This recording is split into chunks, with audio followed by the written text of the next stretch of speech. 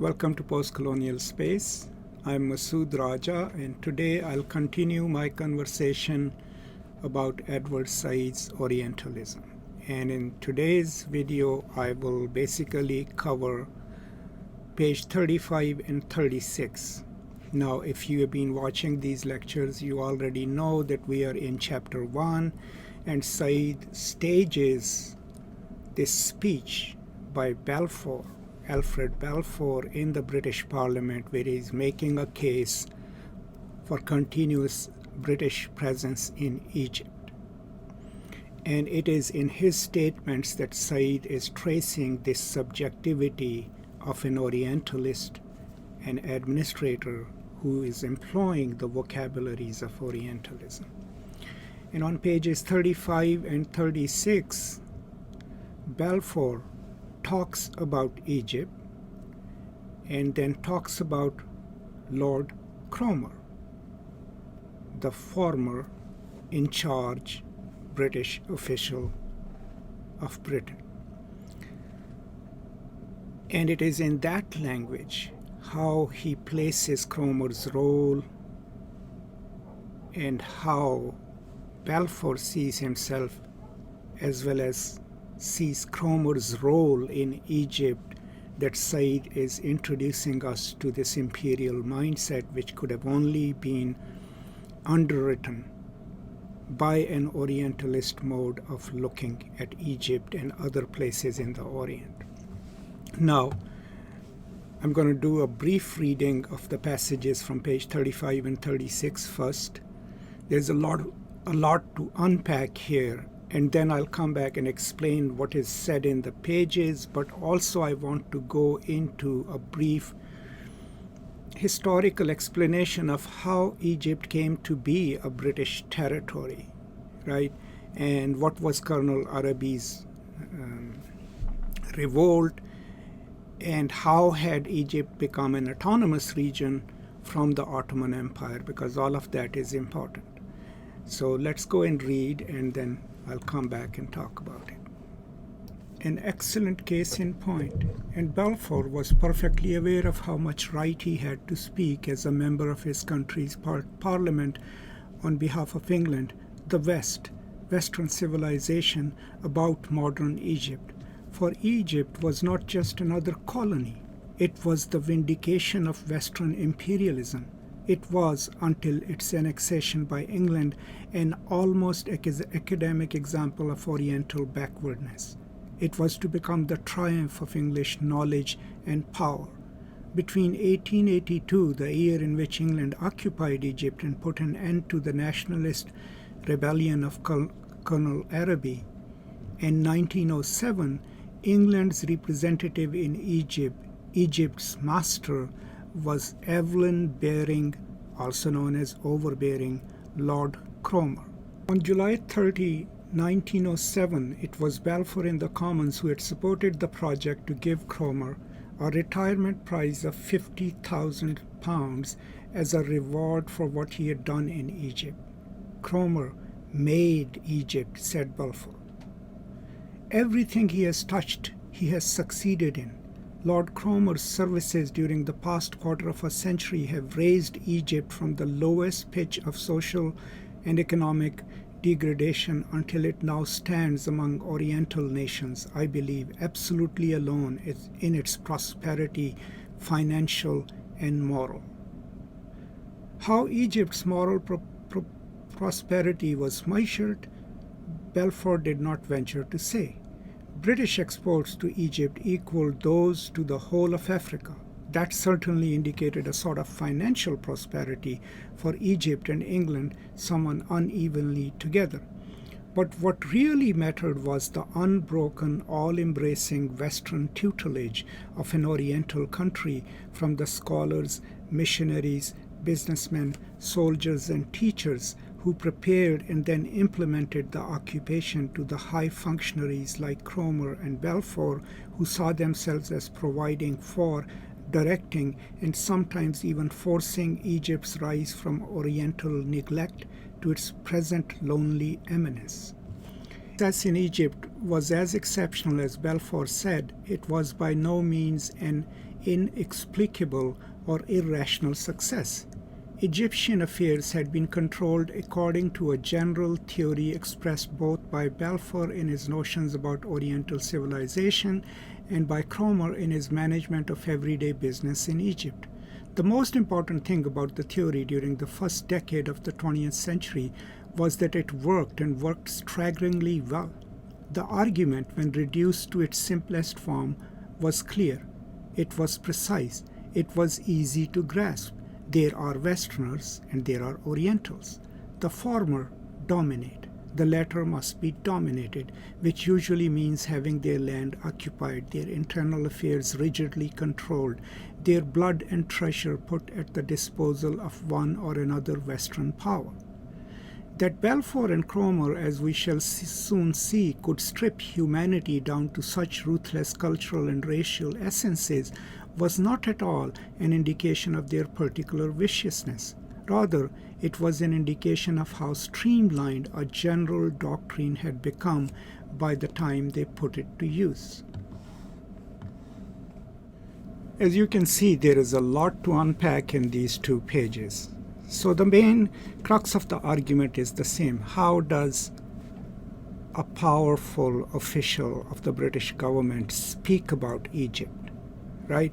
And what does it take to speak about Egypt in this way? Now, we already know that there is knowledge produced about Egypt, that the British functionaries working there think of themselves having a mission and having the power not just to think what they think of Egypt, but to shape it according to that imagination.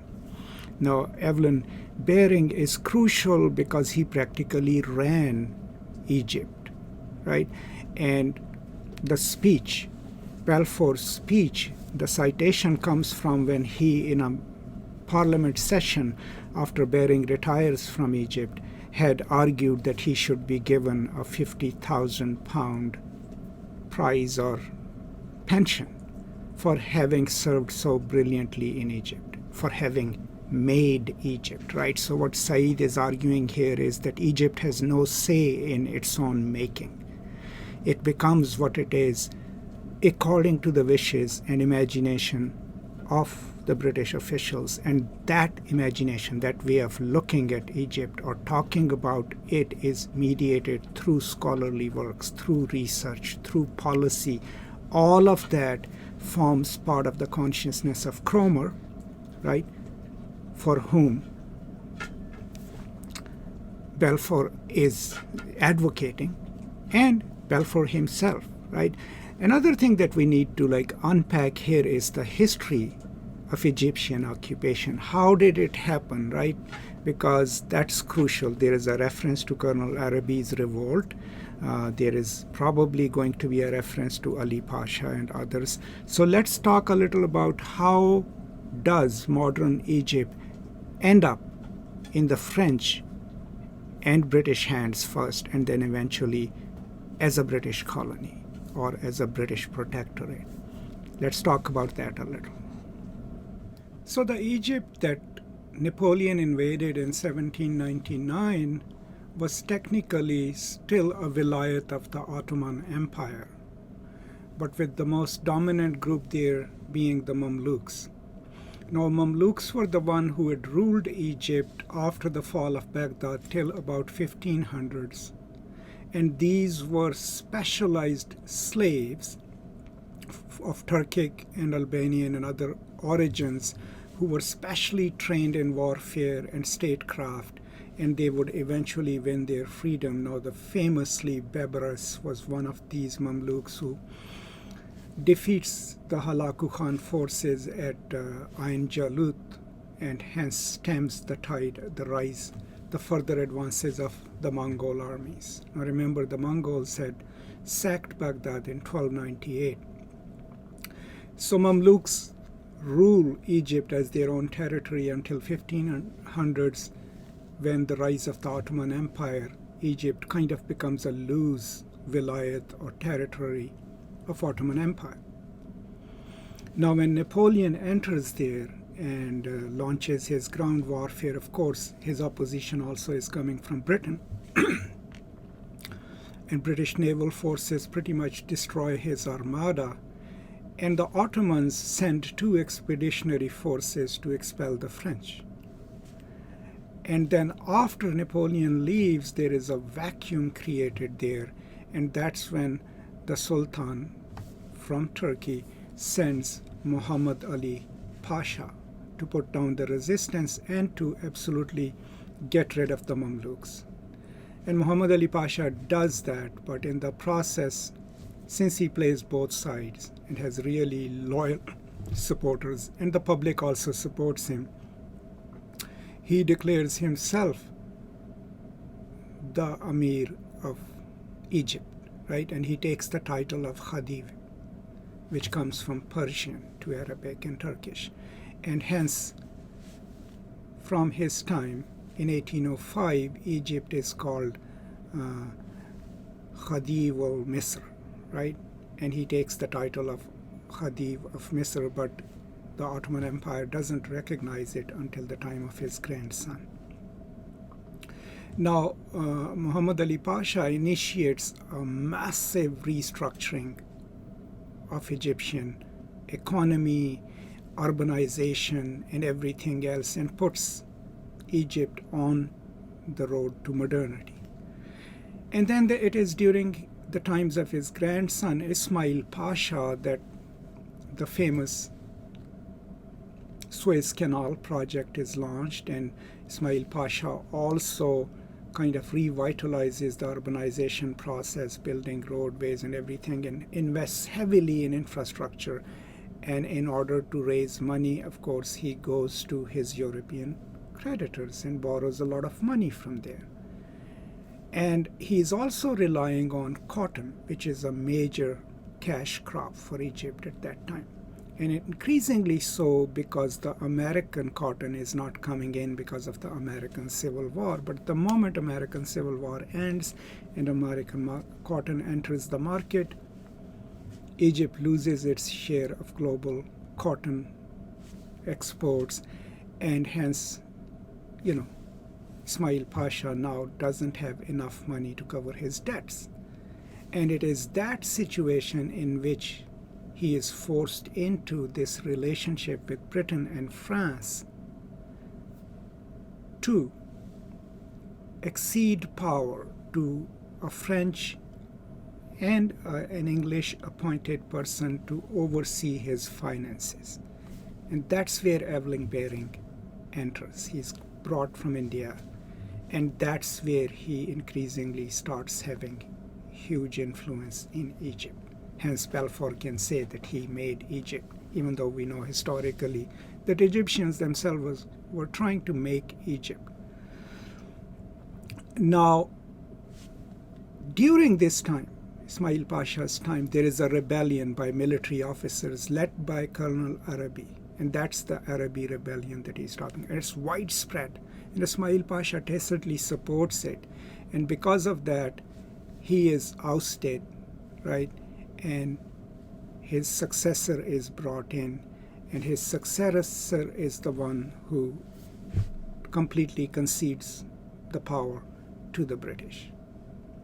By 1882 then, right, Britain was directly controlling and running Egypt, and they had also isolated French and sent them out of Egypt, and Egypt becomes British territory. So that's the history within which Evelyn Cromer's role is being mentioned here as the architect of modern Egypt, as someone who made Egypt. And what the point that Said is trying to make is that in this entire process, Egypt is seen as this passive thing, as this passive place where the native cultures or the native policies do not really matter.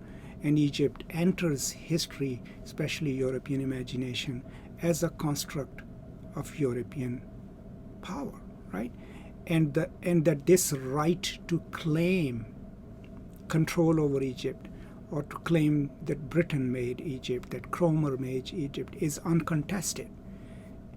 at least in the British Parliament at that time. And the reason it is uncontested is because these people like Balfour and Cromer have internalized through the discourse of Orientalism. There is a passage here which I read where Said mentions how this information was fed to these administrators, and that is the discourse of Orientalism, which in so many different ways informs this kind of worldview in which Egypt in the Middle East, in the Orient, is offered as this poster child of colonial dispensation. So that's what comes across in these pages. I know I haven't done a lot of reading here, but my hope is to go chunk by chunk and talk about not just what is in the book as to why certain people are mentioned and what is the back history of the context within which they are mentioned. Thank you so much. I hope this is useful to you. Please continue watching this series and I will be back with more. Okay, until then, thank you so much. Peace and love.